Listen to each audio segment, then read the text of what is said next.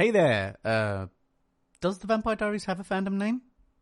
Anyway, TVD is a show that ran from 2009 to 2017, airing 171 episodes over 8 seasons, and it spawned from the YA series by L.J. Smith. It came swiftly on the heels of Twilight. What's so special about this Bella girl? Edward's so wit. And was part of the vampire craze of the time, and is lumped in with that whole teen drama.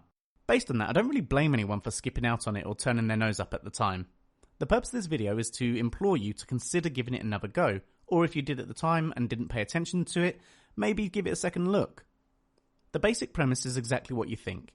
A teen girl falls in love with the mysterious new young stud at school. His hot, darker brother turns up and a love triangle ensues, where she loves the safe, stable brother, but is oddly drawn to the more dangerous, darker brother.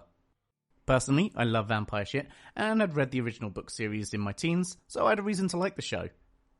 That being said, outside of the teen girl demographic it was aimed at, the show really should have had a limited scope and petered out quickly on the premise alone.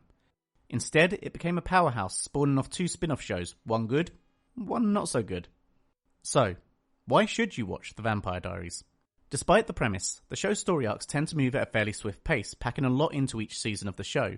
It's not long before new antagonists are brought in and the stakes are ramped up from teen drama to supernatural thriller.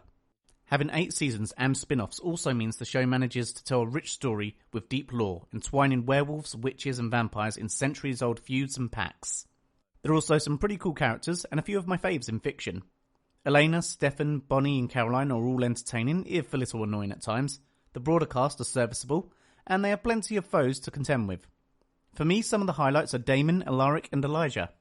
Despite the name of the show, the characters actually play like realistic teens. They drink, smoke weed and have sex, and they have trials and tribulations like we all do in our youth. The only thing that our vampires prove is that being forever young doesn't mature you emotionally, but it does mature your drinking habits. Something else going for the show, despite its core audience, is that it's pretty violent, and not just in a neck-bitey way. There's plenty of death and destruction on display here, and the ripping of hearts from chests doesn't seem to get old. The show tackles many themes through its run, relationships and attraction being the obvious one, but also the relationships between family and friends, good and bad, toxic and uplifting. It also deals with trauma and mental health, especially when dealing with loss. These themes start from the first couple of minutes and overshadow the show throughout its 8 seasons.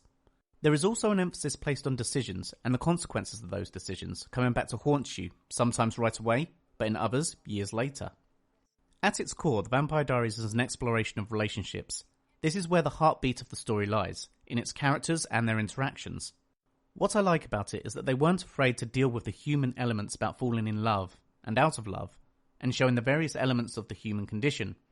We saw lovers scorned, heartache, moving on, and sacrifice. If you haven't watched TVD, or didn't pay it much attention at the time, it may be worth a watch, or a second chance. For any fans of TVD, I'm considering some kind of breakdown of the show, or perhaps a season analysis, or maybe even an episode guide, depending on how well this video does. So if you want to see that, like, subscribe, and maybe consider sharing this with your friends.